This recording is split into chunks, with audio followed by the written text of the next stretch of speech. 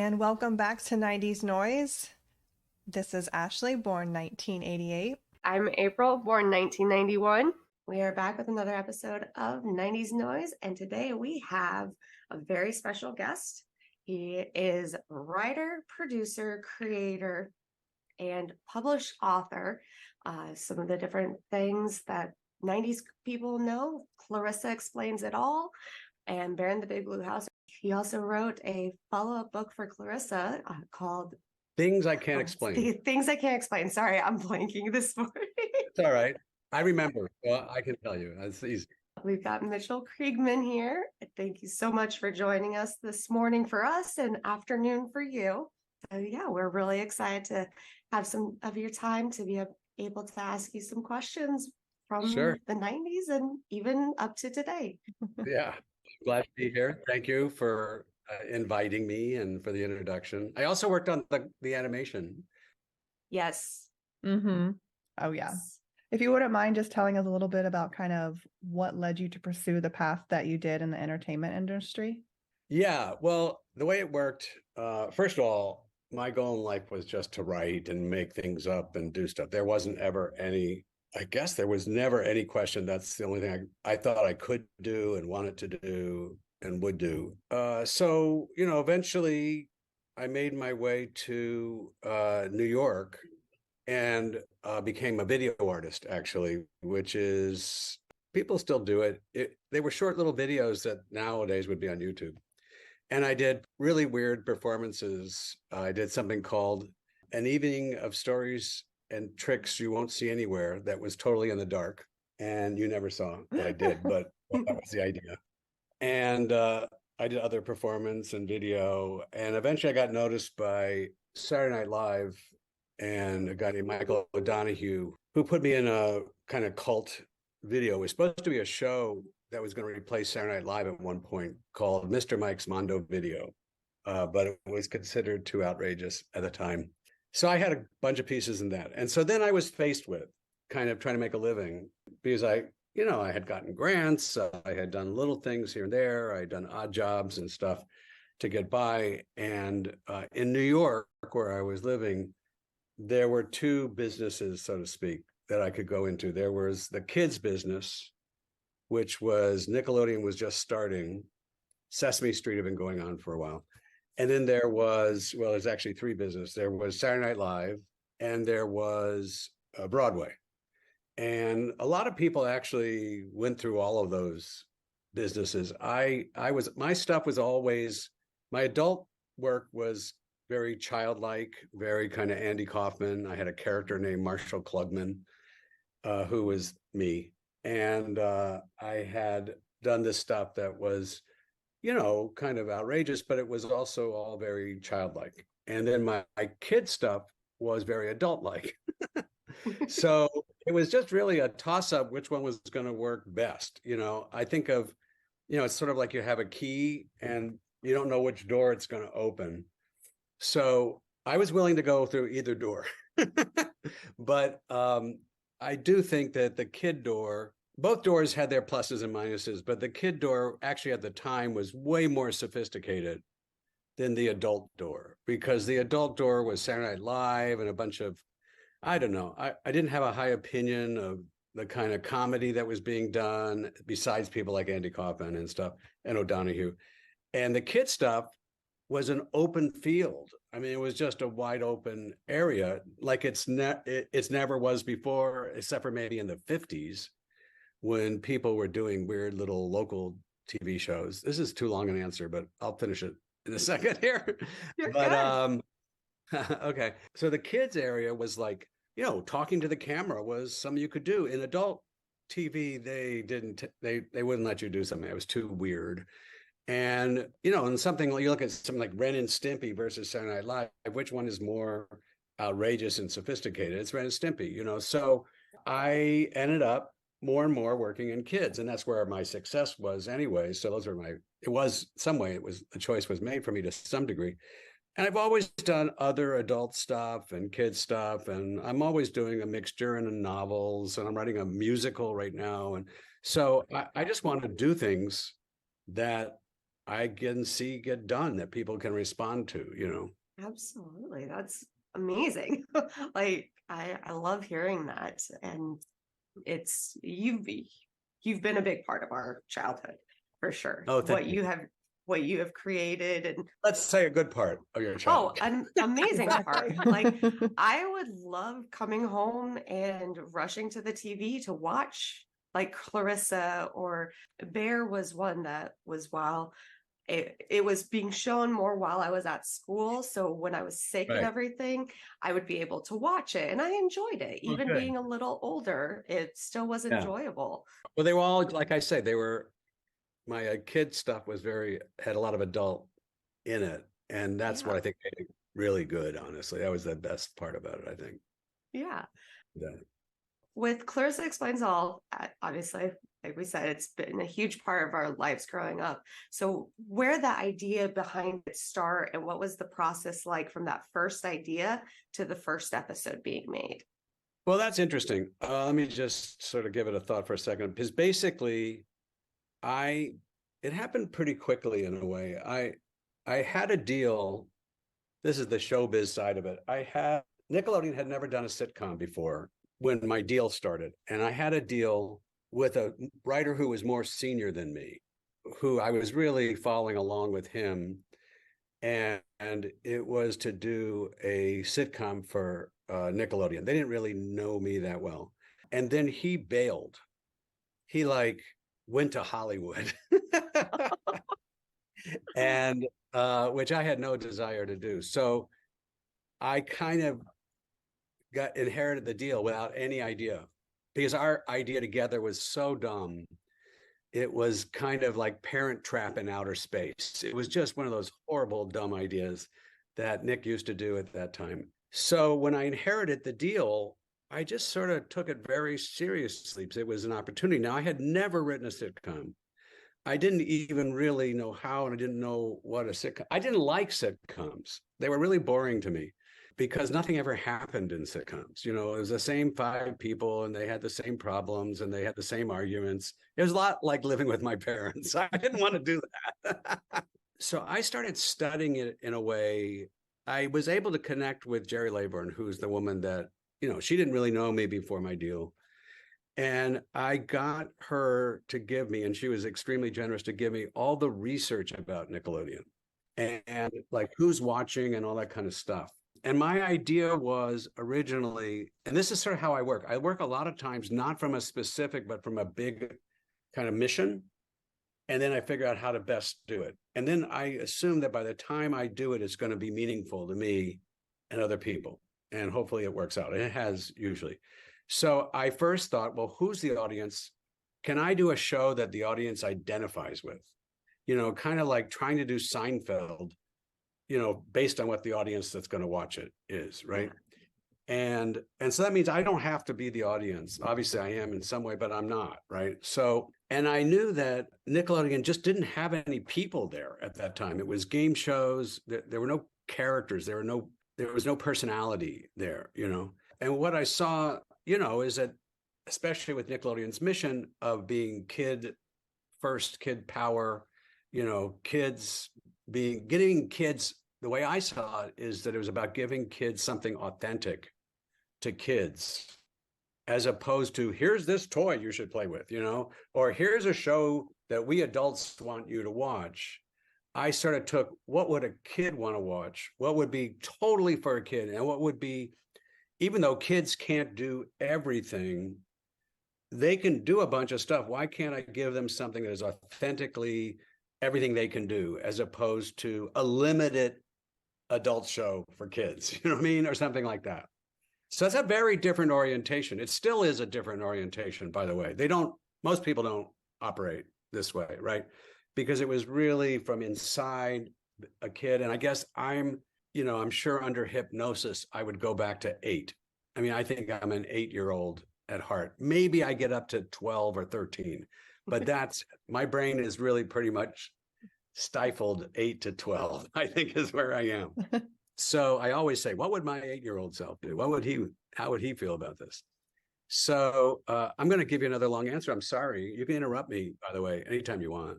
No, Okay. We love these answers, especially going into depth, because it's not something that we can get anywhere else except from talking directly to you. But feel free if you want to interrupt. Yeah, so that was the orientation I had. I looked at their research. I was trying to figure out, how do I reach whoever that kid is that's watching?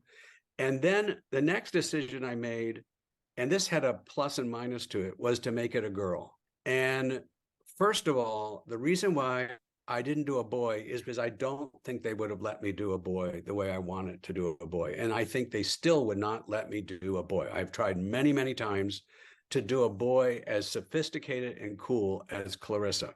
You can't do it. I mean, there are little pieces of it here and there, but a boy who is, smart and has interesting taste and has ideas about things and isn't just a jock or a nerd or whatever the stereotypes are, they still don't really allow that, and I tried. I had a pilot at one point, but I've never been able to do it. So I decided to do a girl also because at that moment in the world, girls were ascending, or they were about to, you know what I mean? You could have a girl be aggressive, whereas you couldn't have a boy be aggressive in the same way. You get it. The whole gender thing absolutely there was a little door opening, and I decided that's where I'm going to go. And I had this theory. I had a lot of theories, whether they're true or not, but they worked. A theory that, the big problem with a girl, when I presented the idea of a girl, was they said that boys won't watch a girl.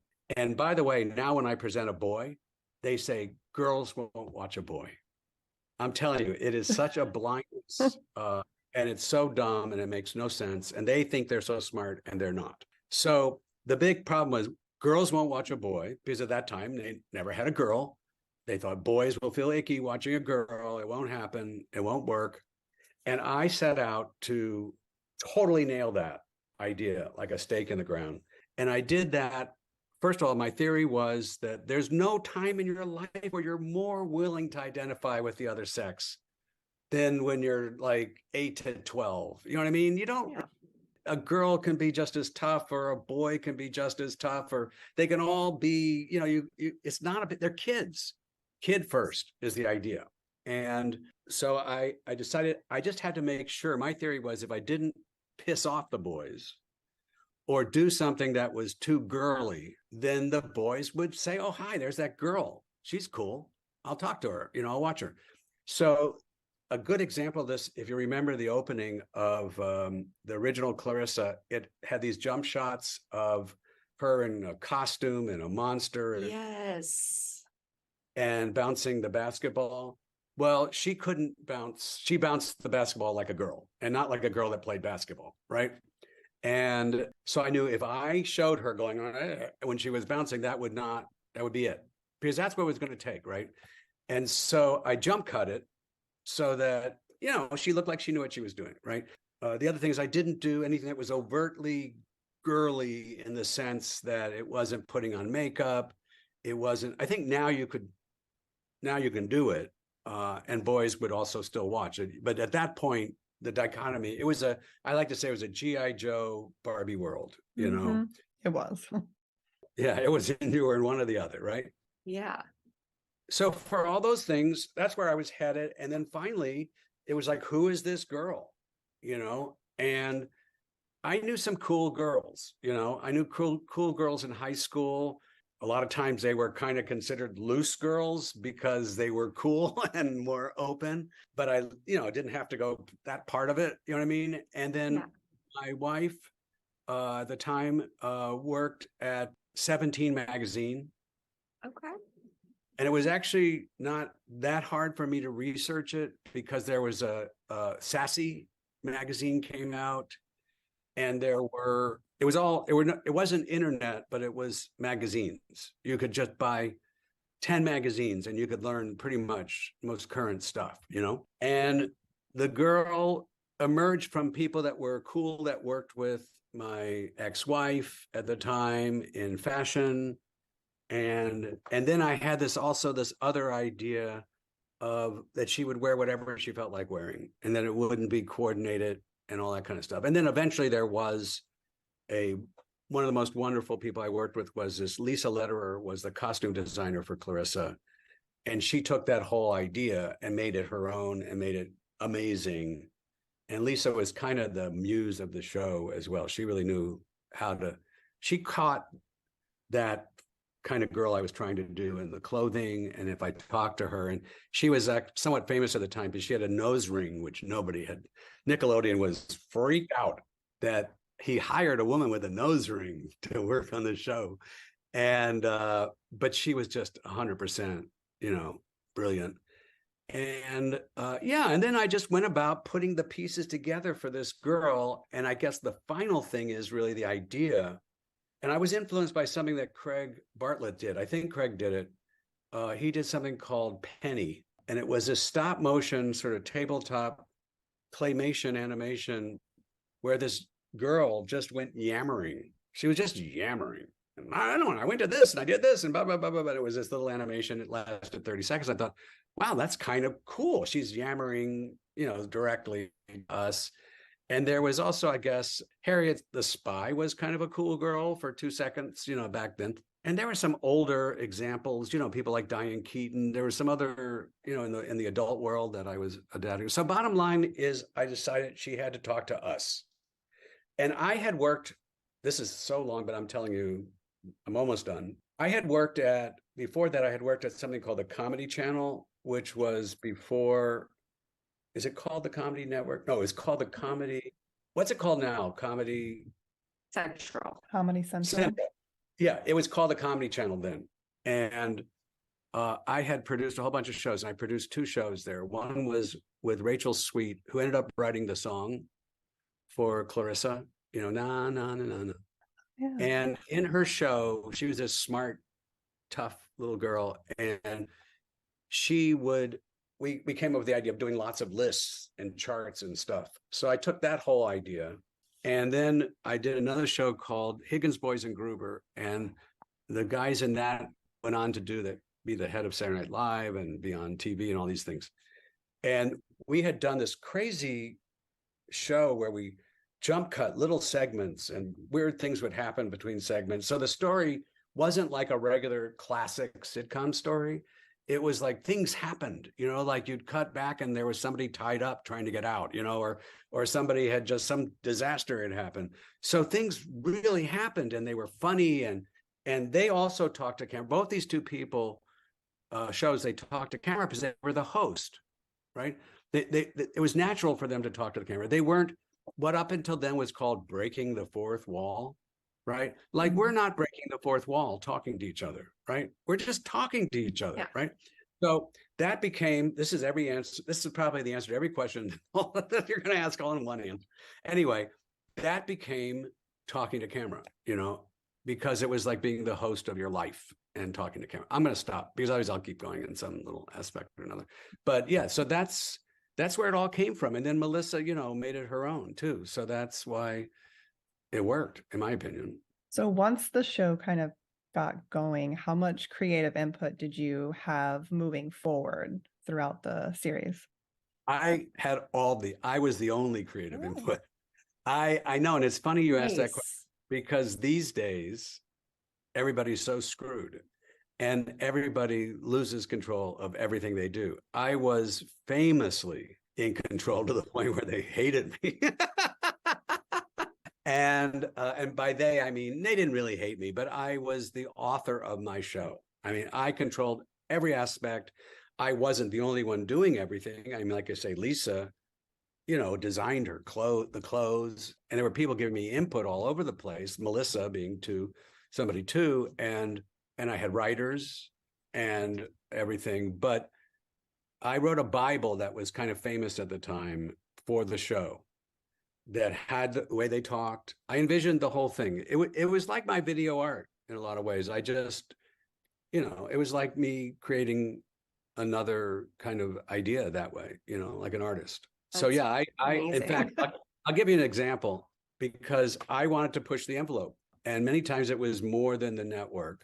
Although I have to say that Jerry really, Laybourne, she's pretty famously the woman that started Nickelodeon. And she really, came to the eventually came to the rescue over and over again. But basically, and by the way, she's the person that bought Bear in the Big Blue House too. So she's like really responsible for my career. So the bully episode, when she was going to fight the bully, they didn't want to do that episode. They said a girl would never fight a boy. That's where everybody lived in those days, that a girl would never fight a boy, right? I said, well, that's just not true, especially if the boy's picking on her brother or somebody and she's maybe a little bit older or whatever. It just doesn't matter. A girl is going to stand up for what she stands up for. And they literally, I only had one writer in those days, and that writer became pretty famous, Alexa Young. And she went on to Friends and a whole bunch of other shows, has a fantastic career. And the poor woman, her first job was working with me, which was, I think, pretty close to a nervous breakdown sometimes. Anyway, so they put her in the spot between me and the network where they asked her to convince me not to do that episode. And if you recall the episode, in the end, she doesn't fight him. I was totally sensitive to all the issues, you know what I mean? And she goes through all the steps and everything. And the guy, confesses his love for her at the end. And you get out of it. You don't have to have the fight, but she was willing to, right? So eventually it became a sign of pride at Nickelodeon about that episode because it was ahead of its time. Definitely was. And so I do know I was watching the documentary, The Orange Years. And oh, yeah. Melissa had mentioned that in her first, like one of her interviews with you, you had asked her about New Kids on the Block, and she was like, oh, no, I don't care for them at all. And she preferred They Might Be Giants, which you included in her character. Were there any other specific bits of Melissa's personality at the time that you saw and you were like, oh, that's got to be that we've got to incorporate that for Clarissa? Yeah, I mean, the bottom line is, so I had worked at Saturday Night Live where our job on the limited time I was there was to write a monologue for the host, right? And what you do is you'd really try to come up with what worked for that host, right? And I think it's true for anybody that creates a sitcom. Eventually, the main character, you want them to be the character and you want to adapt as much as you can. And so anytime you saw anything that she did naturally that you wanted, you would unconsciously or consciously put in the character. I mean, the cadence would become her cadence. I mean, there's a lot of me in it too. And when you read the book, you see, if you read the novel, it's definitely the same voice, but which was surprising to me because I didn't know how I would write that novel. But so she used to say a Bill Cosby, who's canceled now, but Bill Cosby line, OBKB, I think came from Cosby. I had no idea at the time. I thought she made it up and I thought, okay, we'll use that.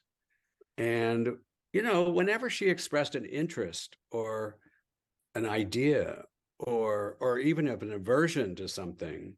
And, when we did that episode, Jade, with the first kiss, that now they say terrible things about each other. Now, I don't understand why. Couldn't you just say something nice? Oh, yeah, he was nice to kiss. I mean, I don't know. I don't get it. But, she was from Long Island. And when she started, like really Long Island, she had a bit of a Long Island accent. And so I did that episode Jade because I wanted to see her play somebody from Long Island with an accent and see how that went and everything. So there were just, anytime it could fit her or she did something, but there wasn't any, she was pretty young, I mean, 12 now, maybe older, or 13, maybe an older, more mature kid now, but she was still pretty young. And some of her monologues, which is always fascinating me, she didn't really understand some of the quotes in the monologues. Like the funniest moment was, and this is not a criticism because she did, if you look, she was in every scene of every show, right? Just enormous amount of dialogue. But we did this one long monologue where she said something about the Dalai Lama in Tibet. And she kept on saying Tibet. And I just didn't know why she was saying it. I didn't understand it until I realized, oh, she doesn't know what Tibet is, So we tried to incorporate as much of her, any preference she had, we tried to incorporate. That's awesome. I love that. Were there any moments from Clarissa that have really stuck with you, like any specific episodes or just anything behind the scenes that has kind of carried on with you? Well, I mean, all of it as a whole, the first season of episodes, maybe I didn't write the first draft of every script. Eventually I ended up writing everything because that's what the old way, I don't know if it's the old way, but the way that a writer works is if they want it to have a certain tone and work is everything has to go through your typewriter, so to speak. So I was really finding the character then and doing it. I mean, I wrote the novel because there were so many things that stuck with me and I wanted to explore the characters more. So I think sort of like everything, I mean, I was definitely more focused. I wasn't as focused on every single episode as I was in the first season, but the beginning of each season and certain special episodes, I either wrote or was deeply involved with. So, I've been surprised that when you watch it now, it still sounds very contemporary. Don't you? What do you think? What do you guys think? Yeah, I do. Yeah. Absolutely. I think it holds up very well. It's one of those few shows that going back and watching it could be on now, like brand new, and I mean, heck, if we introduced it to this new generation, they'd be like, oh my gosh, what is this? This is great. Especially with all the clothes coming back and everything, they probably wouldn't know. Yeah. Well, we did when I did a little book tour, we thought we had a brilliant idea doing a dress like Clarissa contest. And I was super disappointed in it because when they came dressed like Clarissa, they basically were dressing the way they normally dress because that's what everybody does. Yeah. So it wasn't, and there's so many things in it. There's so many things about the show that are normal now to the point where I've even been told by executives, because I created new shows and done new stuff. And they'll say, you can't just get away with a girl who talks to the camera and acts like herself and, is contemporary. You can't do that because, maybe you could get away with that before, but if she doesn't have dragons in the bedroom or something, then, there's no point. It's just it's become, YouTube, talking to the camera, and like take your phone, for instance. We all talk to our phone and then talk to people around us, just like Clarissa would talk to you and then talk to her mom. So kind of touching on the book a little bit here. Okay. So I'm almost done with it. I've been listening to it because for me, like reading time wise just doesn't, I'm not able to do that as much, unfortunately. But there was a part in the book that I really want to ask you about. You're probably not even going to expect this. But so when talking about Clarissa's cat, Elvis, in the book, and she's discussing what she was thinking of naming him. And she was thinking about naming it something kind of witchy because it just appeared on the 6th floor balcony. Right. And it was a female name and then Sabrina. And then when she found out it was a male, it was something, or Salem. Was that a nod to Melissa? Totally. Okay. Totally. I wanted to encompass, I believe in encompassing the world in my fictional universe. In my fantasy world, I like to incorporate as much of the real world as possible and pretend like it exists. When I heard that, I was like, I think he's doing a nod to her next.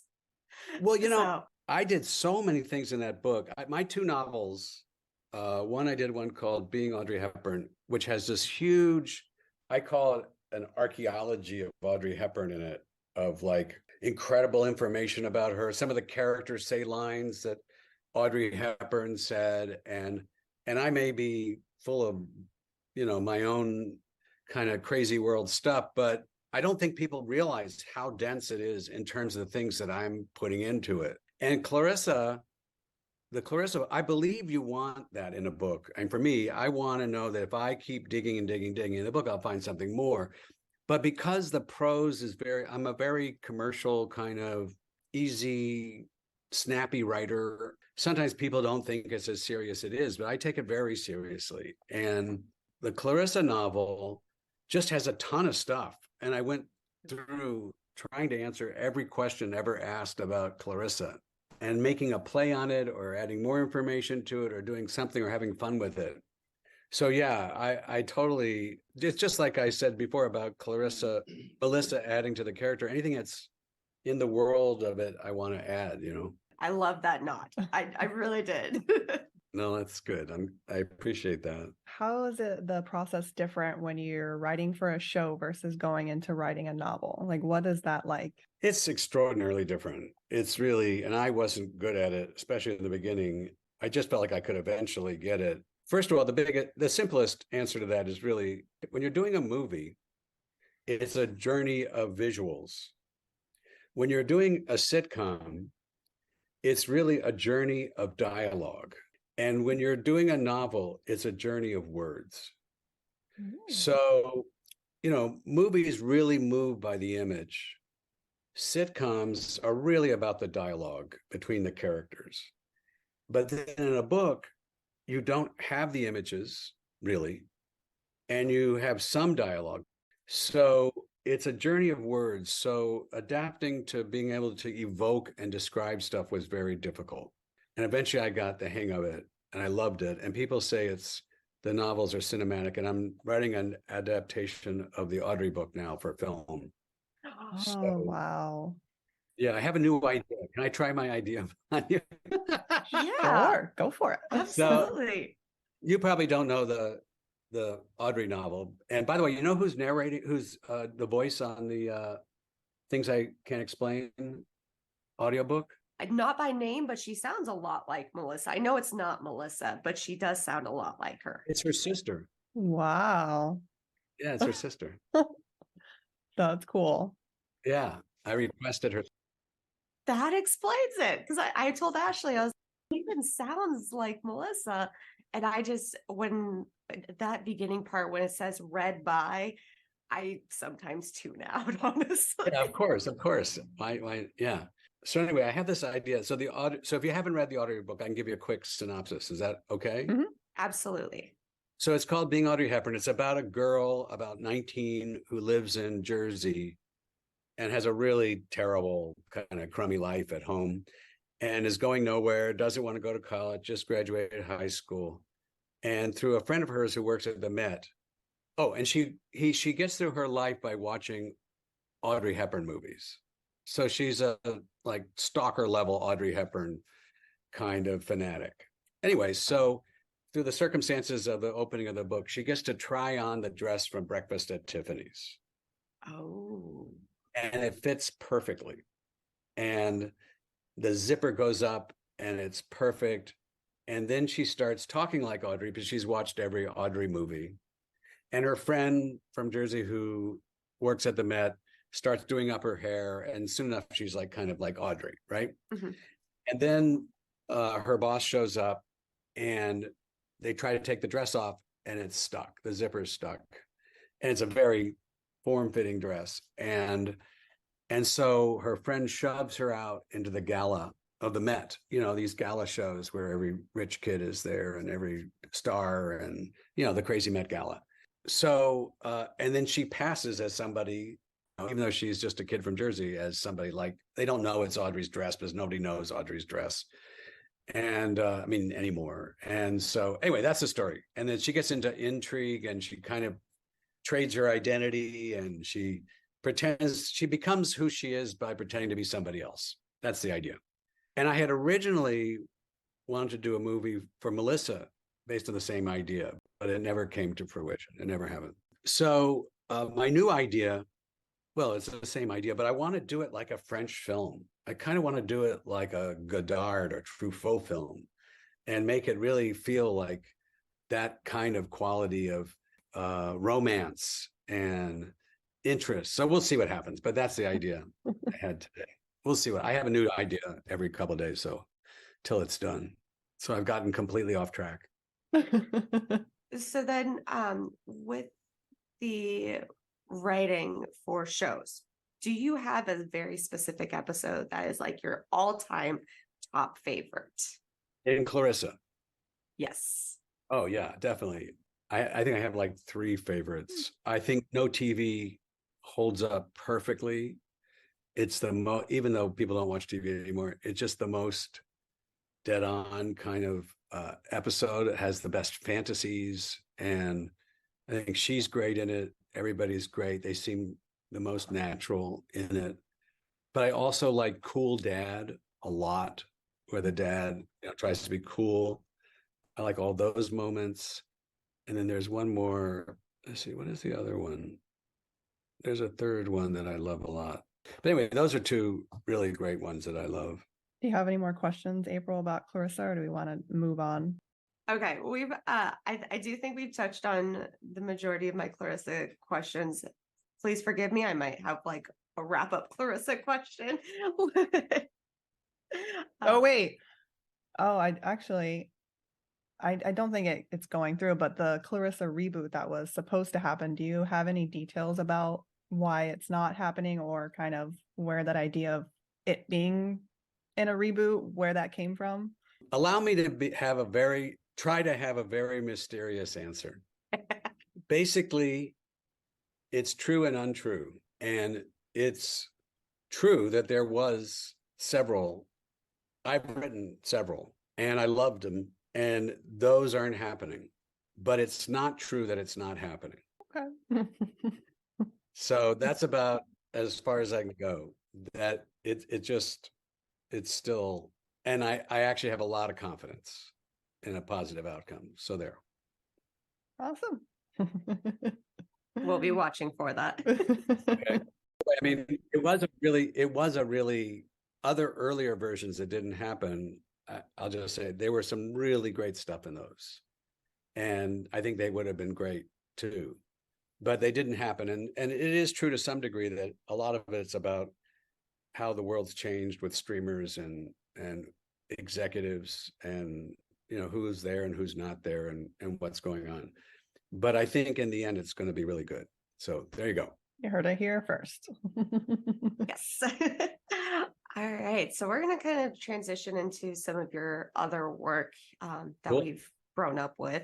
Can you explain the process of story editing with some of the animated shows that you've worked on, Sure. such as like Doug, Rugrats, Ren and Stimpy, Rocko's Modern Life? Yeah, that was very different because I didn't create those shows. And I came in when they were first being discussed and whether we were going to develop them or not, because I had kind of a parallel job at Nickelodeon, which I was really thrilled about, which was working on the animation. And they had done a lot of, for the time, pretty daring, created some really daring possibilities. The idea of Ren and Stimpy, the idea of Rugrats, and Doug and Rocco. Eventually, those are the ones that I worked on. I worked on a bunch of pilots that didn't happen. They were also exciting. And just as a weird footnote, and maybe somebody that worked there can tell me I'm wrong, because I remember, I swear this is true, that we saw a South Park pilot, and it may not have been called South Park, but it was definitely that kind of animation, and it sounded like those characters. Now, maybe that was just a dream I had, but I feel like we saw that and they turned it down, which is, thank God for everybody, because it is best where it's been, and they're brilliant, and that's a brilliant show. But we may have seen that. We saw other animation possibilities that didn't happen, and some of them I thought would have been good, but whatever.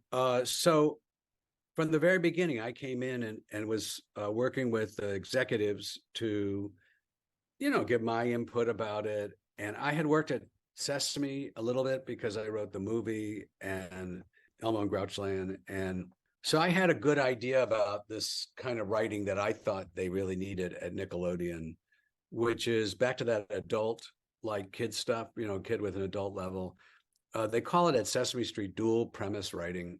And the idea is that it works for kids, but it also works for adults. Or the way they put it at Nickelodeon is, and this was Jerry's idea again, that you should create something that you really want to see that you think kids would like.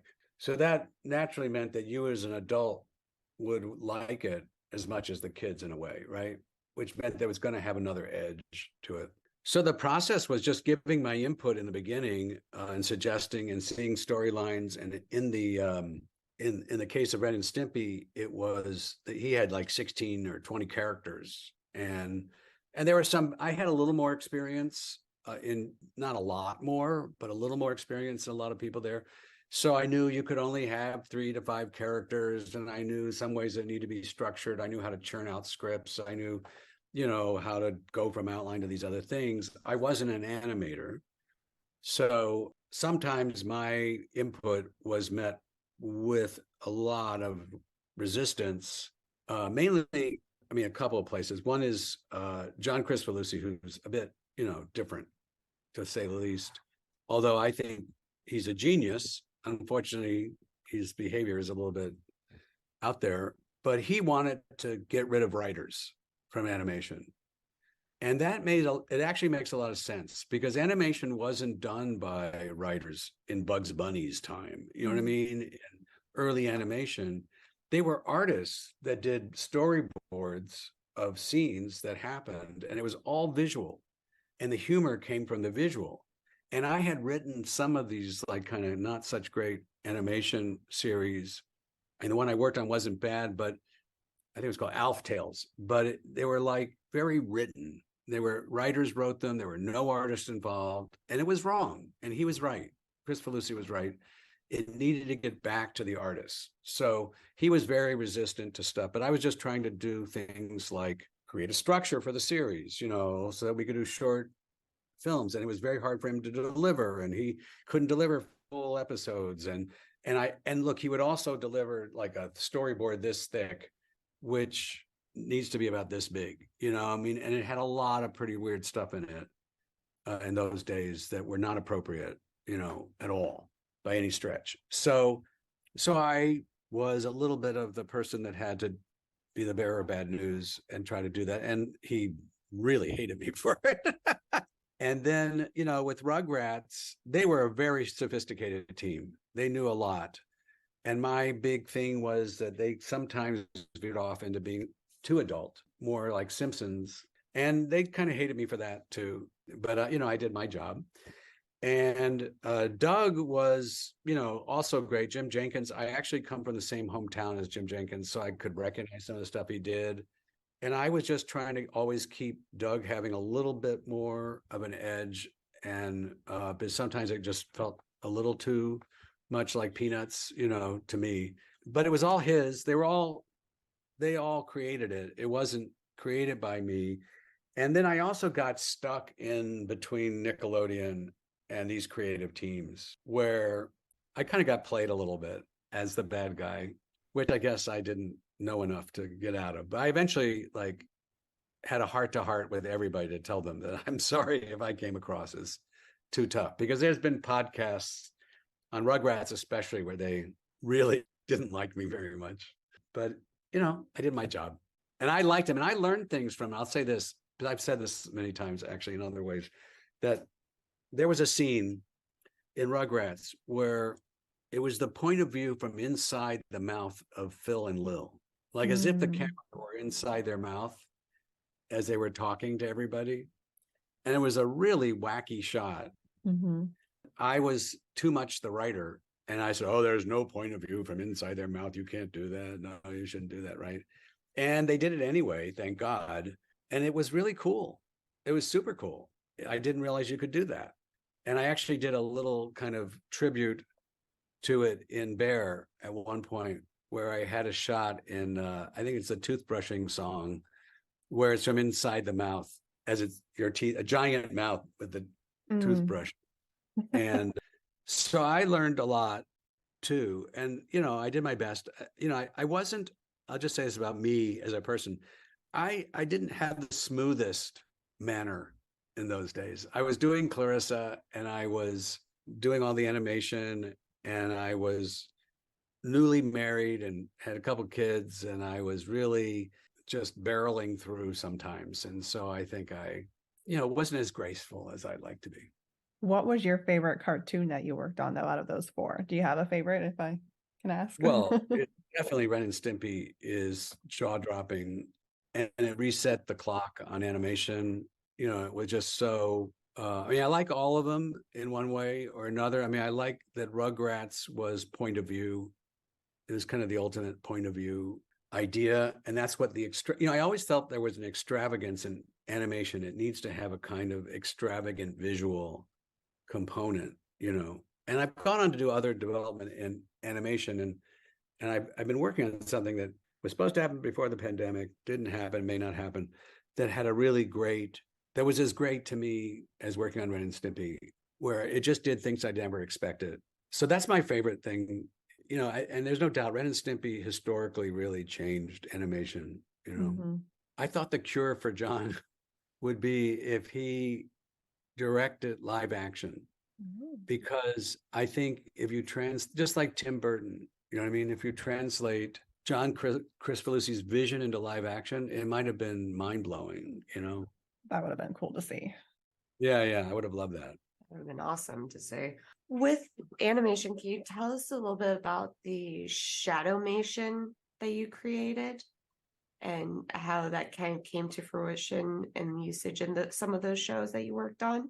Yeah, that's in Book of Pooh, and It's a Big, Big World.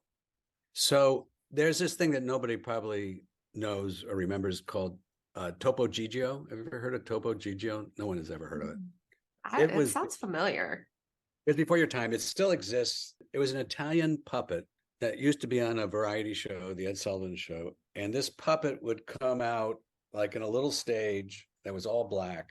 And the puppeteers were wearing black gloves. And they'd move the puppet in. And it was so everything was black behind him. So he looked like he was alive. And I loved that sense of the puppet being on his own and alive, So at one point I got asked, and I had done Shadow in Bear, the Shadow Girl. And at one point I got asked by Disney to compete with 5 other creators to create a new version of Winnie the Pooh. And I just thought, wouldn't it be great if Winnie the Pooh could just come to life and walk in and do stuff, and we could go to the 100-acre woods and we could be there, and it was like not like a hand puppet, it was a physical, he had physicality and stuff. So at that time, the news used a lot of blue screen background, but there wasn't a common way to do this.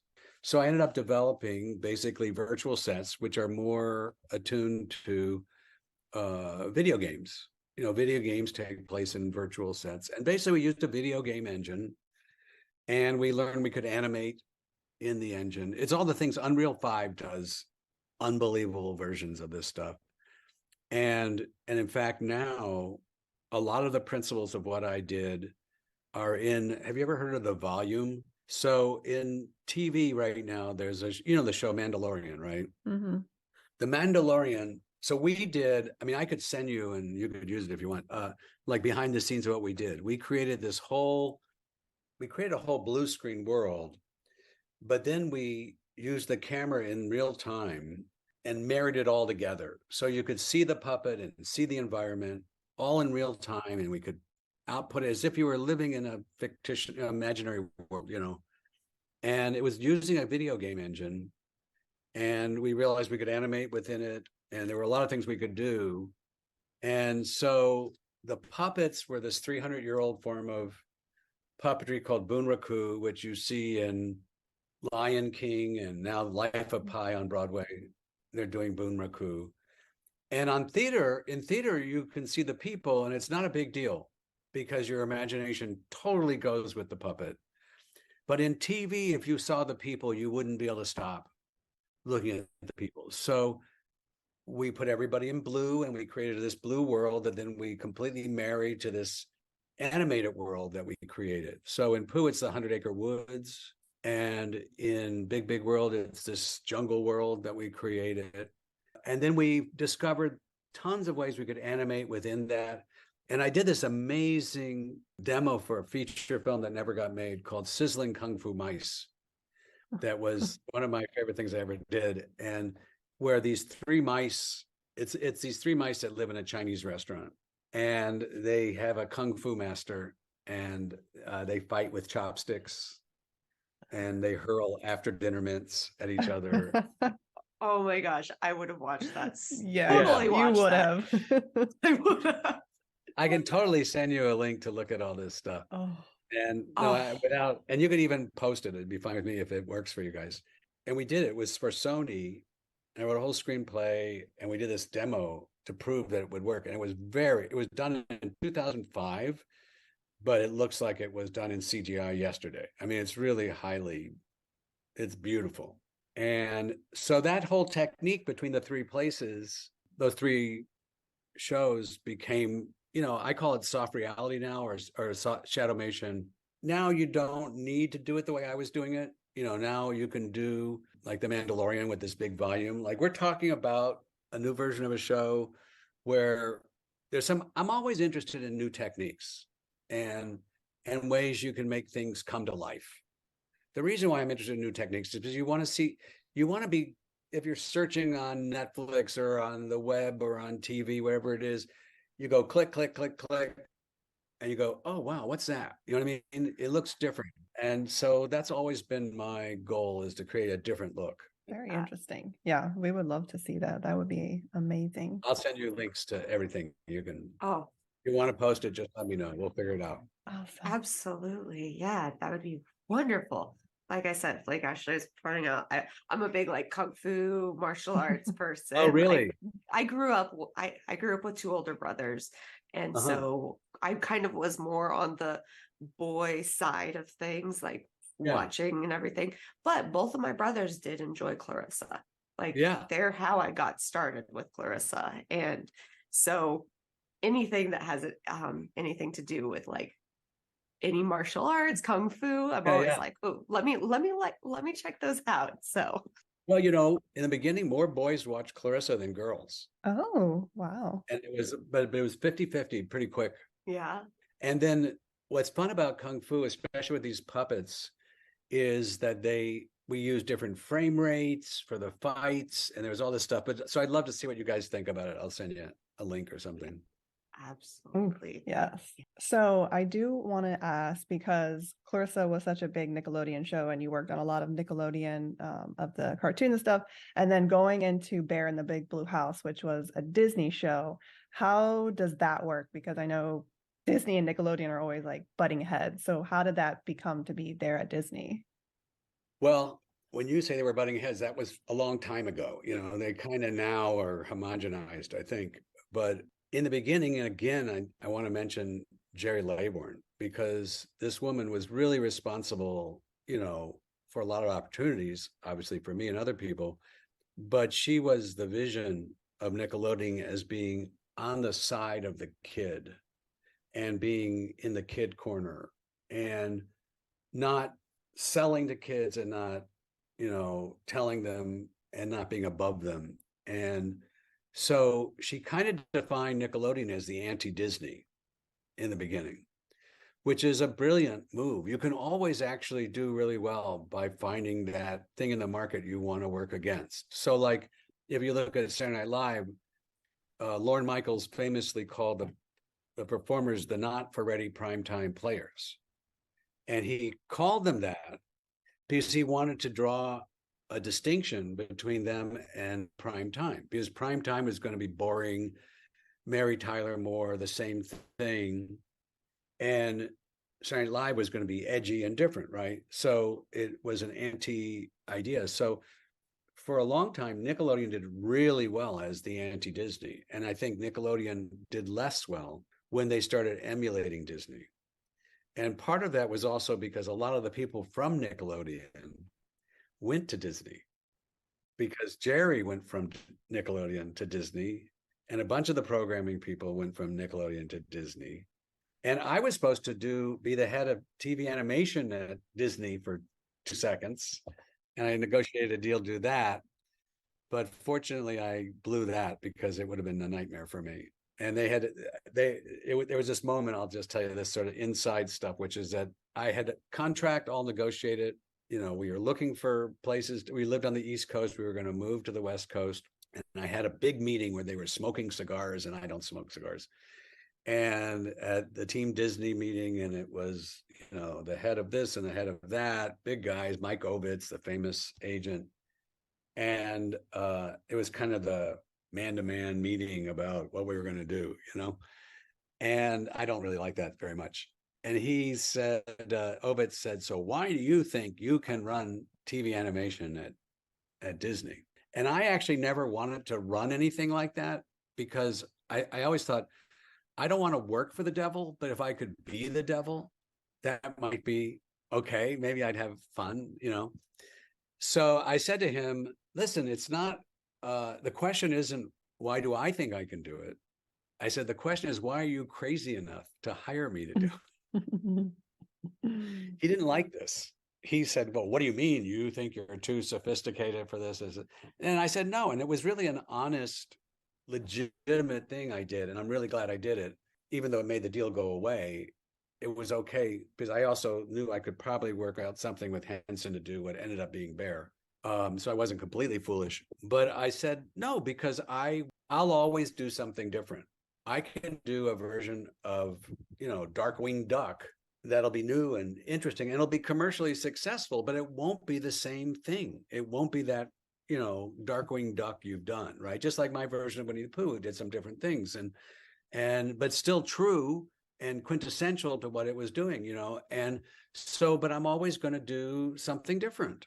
And you should know that, if you're going to hire me. So if you think you're getting a soldier who's going to come in here and do, the job and smoke cigars, that's not me. So my deal went away pretty quickly after that. And I don't regret it, obviously. So Disney, so back to your point, there was that competition, but when a lot of Nickelodeon people went to Disney, and when Disney was becoming more successful, Nickelodeon dropped the ball in some ways too. They didn't, as for me, they could have kept Clarissa going. They could have aged her up. They were so obsessed with this MTV. The problem wasn't Disney. The problem was really MTV, Nickelodeon.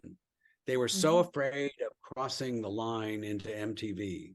Meanwhile, Ren and Stimpy was MTV as much as it was Nick. So, and Melissa was growing up and they were holding us back. And the show never failed in the ratings. It never stopped being successful. And they just arbitrarily cut it. They said, oh, she's too old. She's too old for the network.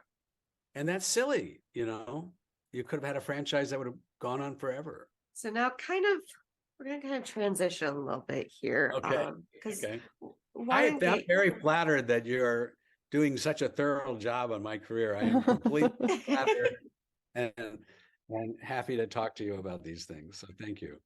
We like to do our research and like to deep dive into people's careers so that we can really ask questions that even if we didn't have them growing up, that I'm sure other people did too.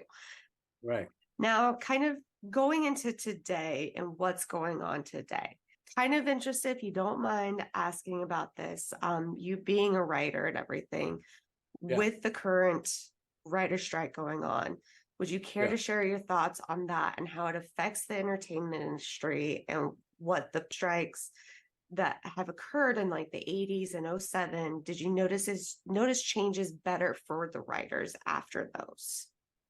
Wow. What do you guys, this is like a serious question. This isn't just some 90s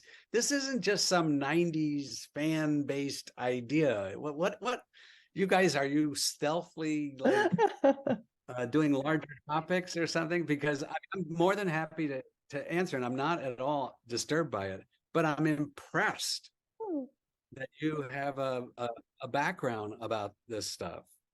So we obviously dealt with seeing what was going on in 2007 with that writer's strike, and we like to keep up to date with entertainment today, because that's part of our thing, is talking to people about what they did in the 90s and then how it affects them today, how it's transitioned them today.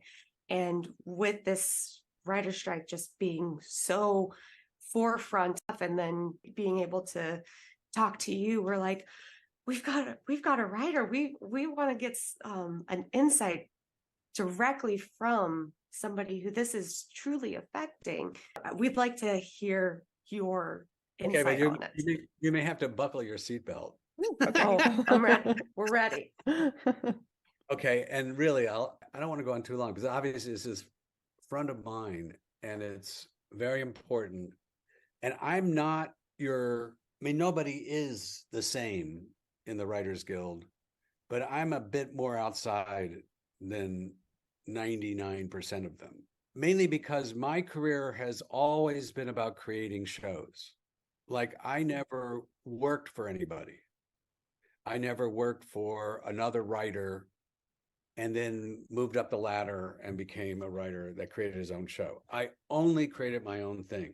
And that's unusual, idiosyncratic.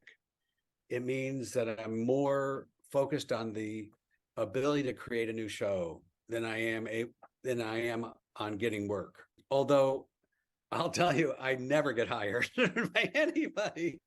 And the only times I've been hired, I've been fired, like at SNL and other places. So it's my personality and karma to be a guy that creates original stuff.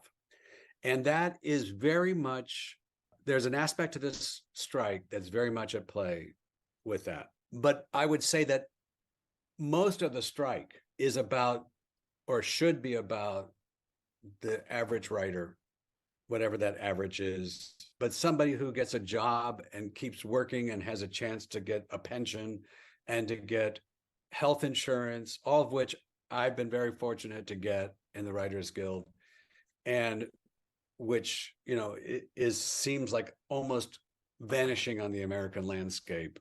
And by the way, internationally, they don't have pensions and insurance, but they also have, like in Portugal, they have national health insurance, and national pensions. So the United States is dependent. If you work in the United States, if you want health insurance and a pension, it comes from your work, not from everybody having it. So it becomes important. It's not just nothing, right?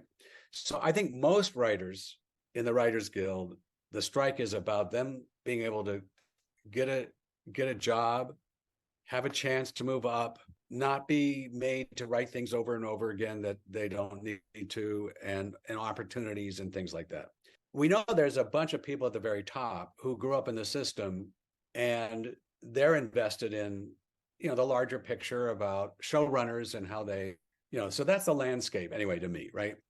And they create IP. Everybody creates some IP, meaning new ideas, and there's a fair amount at stake. Okay, so that's what I think is the real kind of scenario we're in.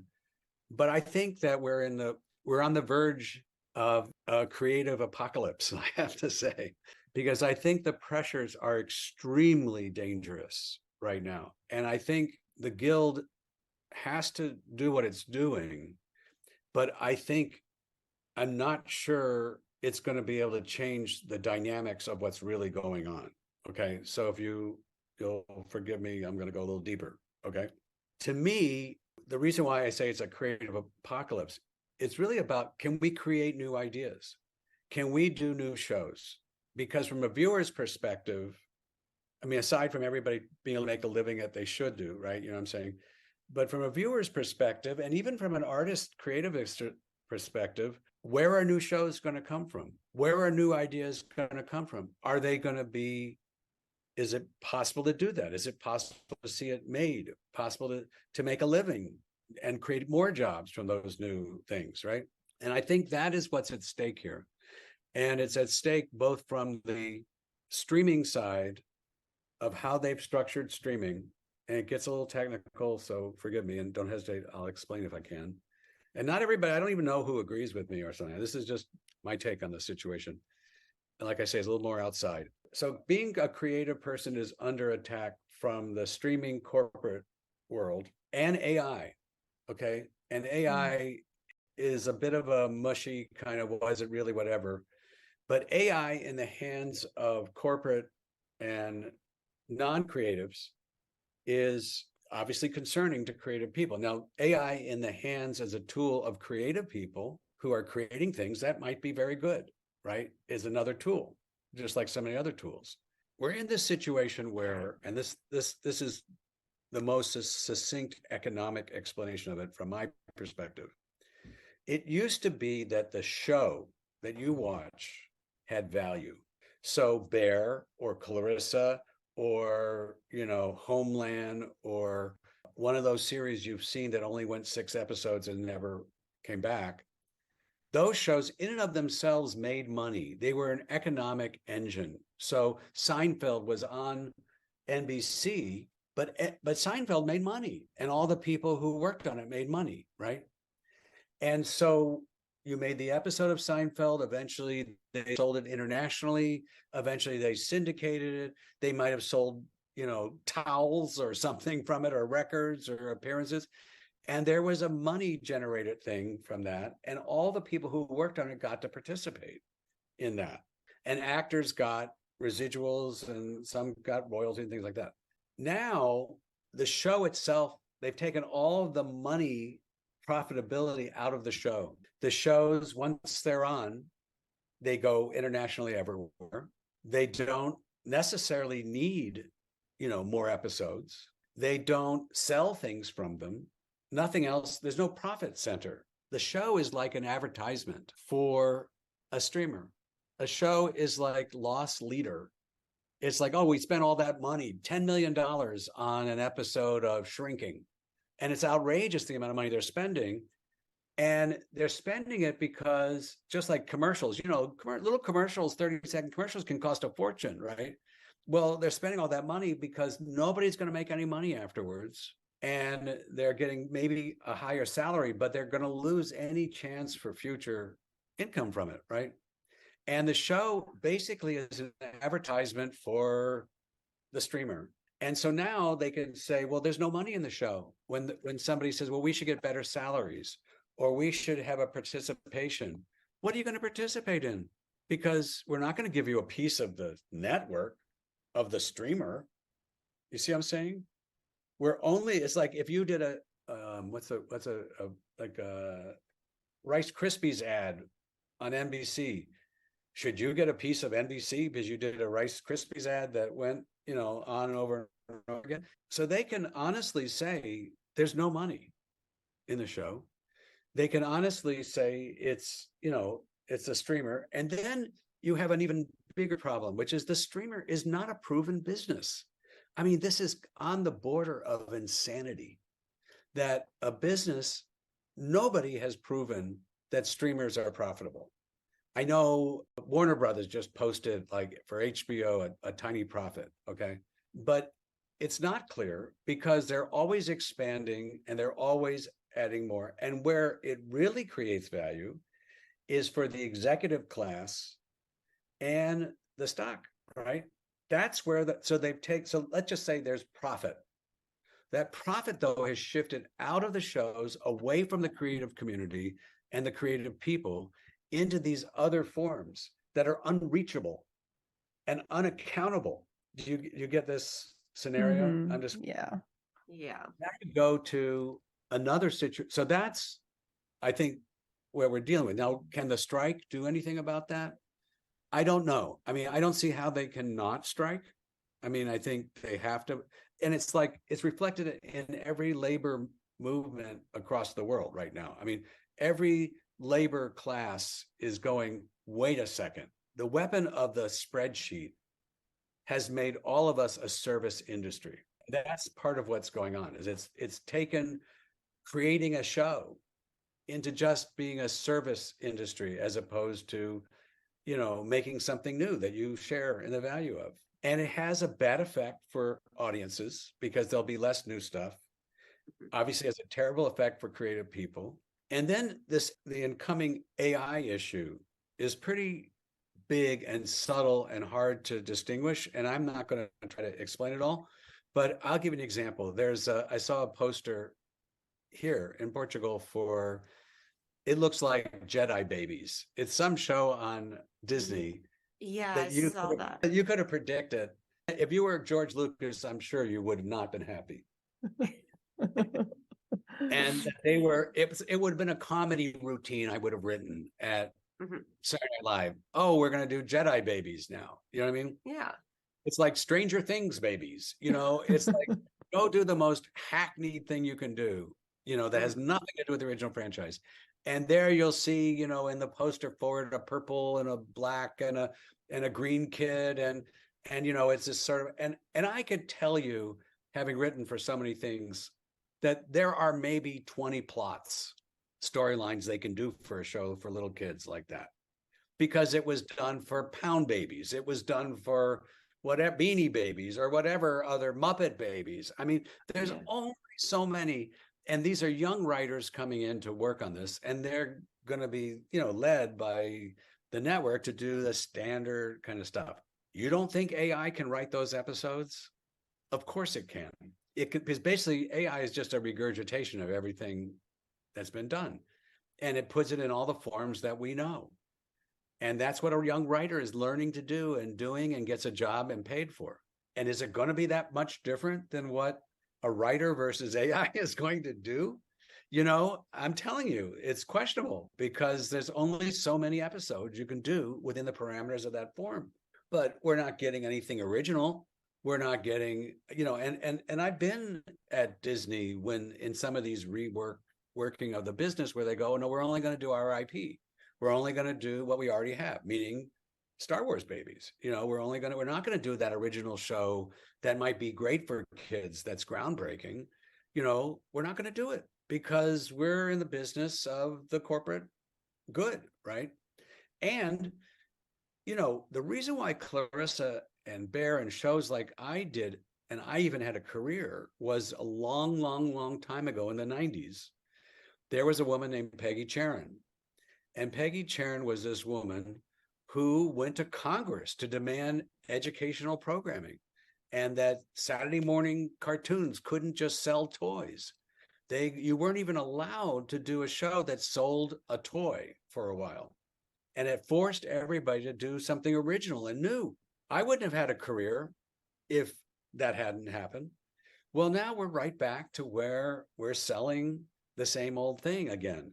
So these are big issues that are more than just wages and insurance and everything, but it's the very act of creativity and creating IP. Sorry to be so apocalyptic, but, and so many avenues, even with there are no gatekeepers. You can do anything you want on YouTube. You can write any song you want. We know the reality of that has a lot of mirages and false equivalences. So these are big issues. And I even think they've used, and this might be the most controversial part of what I'm saying, because I completely endorse in all my shows. And in fact, when you see some of these shows that are being of mine that hopefully will get, will appear again in a new form, you'll see that I am as pro diversity and inclusion as you can be. And I mean, behind the camera, on the camera, in the story, everywhere. And it was always a regret of mine that Clarissa was so white, that there wasn't, an Italian was considered, diversity in those days, right? But there is a huge demand to make sure there's diversity and inclusion, and it's right and it's good. But they're not giving those writers the kind of back end and ongoing participation that they used to give. So while they're holding high this important thing to do of diversity and inclusion, which, like I say, I couldn't say it enough, I'm for, they're also using it to cut out participation from all the creatives, including these young new people. People are not getting pensions or not even a Writers Guild show, in many cases. So there's a real, and it's not, I'm not saying everything is a maniacal plan by a bunch of people, but there's enough people looking at spreadsheets saying, well, we don't really need to do this and we don't really need to do that. And Wall Street is rewarding cutting. Wall Street is rewarding them cutting back while all this is going on. So it creates, just a very difficult world, and way worse than it was for me, and way harder an opportunity to create something new and to do something that you can profit from, but also that audiences get something new. It becomes just a manufacturing business that we're all serving rather than a creative business. So there you go. You asked the heavy question. Hey, we wanted the heavy answer, honestly. So kind of going off of that, do you think that's what there's been such a resurgence of reboots? Because they're wanting to pull back from their already library of things. Like, Disney, Nickelodeon, like we talked about with the Clarissa reboot. I mean, there's so many shows going back and rebooting those, and do you think that that's because of the corporations just wanting to stick with their IPs? Yeah, isn't it funny in a way? The '90s generation is getting played. You know what I'm saying? Yeah. Mm-hmm. I mean, the short answer is yes. I mean, because like if you go to any of these companies and say, I have this new idea, and I have tons of new ideas, and I have tons of shows I'm trying to do here, and I have a whole slate of stuff, but it's not a coincidence which ones are going forward. And I'm fortunate because, well, hopefully going forward, it's not a guarantee at all, but I'm fortunate because I did create some things from back then.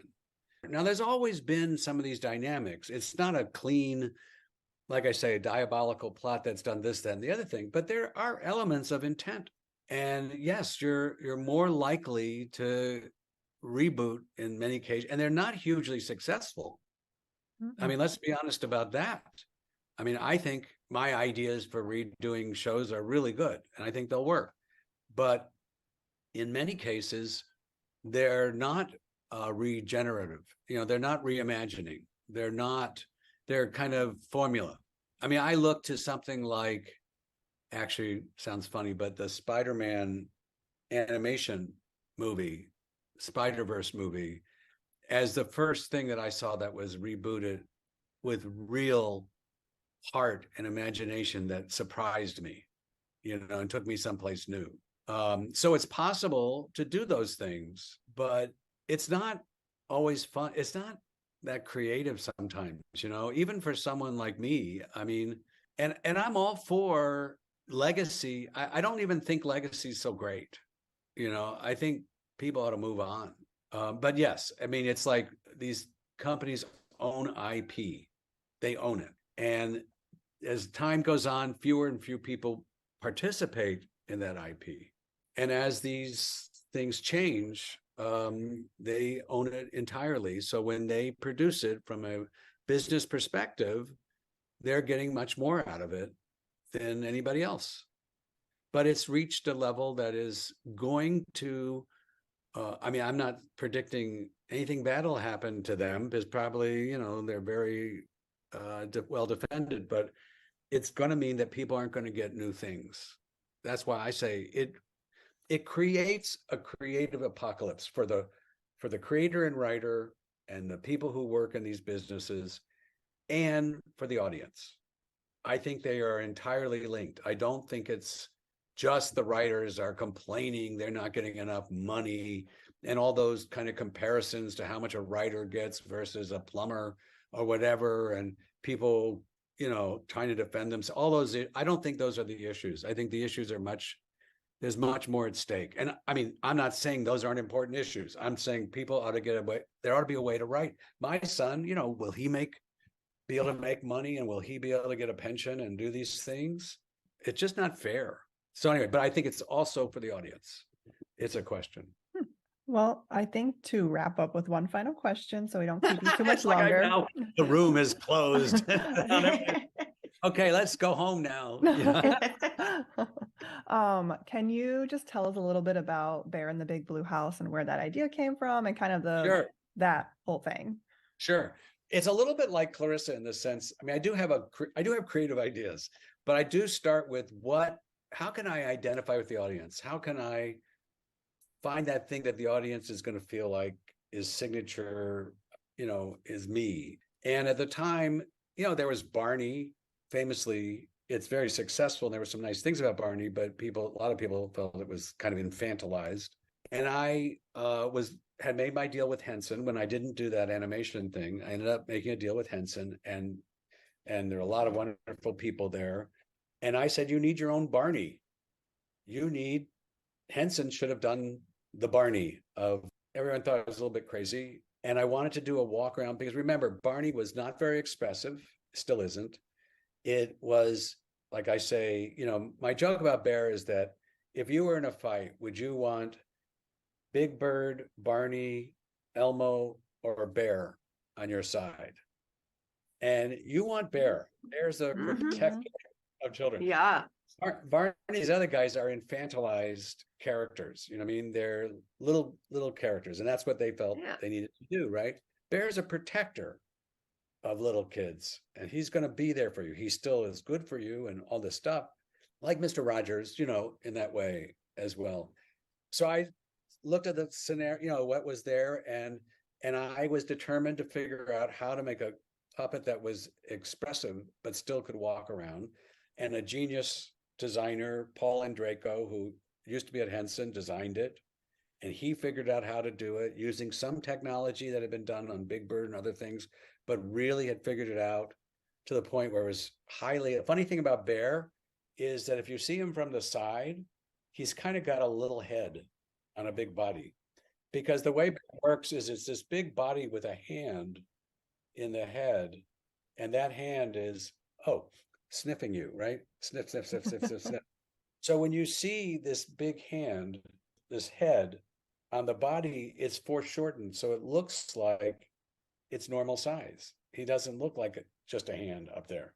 It was just brilliantly designed for TV. And then, of course, Noel McNeil is the consummate body puppeteer that I don't think anybody could do better than he did ever. And he took it beyond anything. And he was like Melissa. I mean, he's my Melissa on Bear. He is in every scene. He has every line.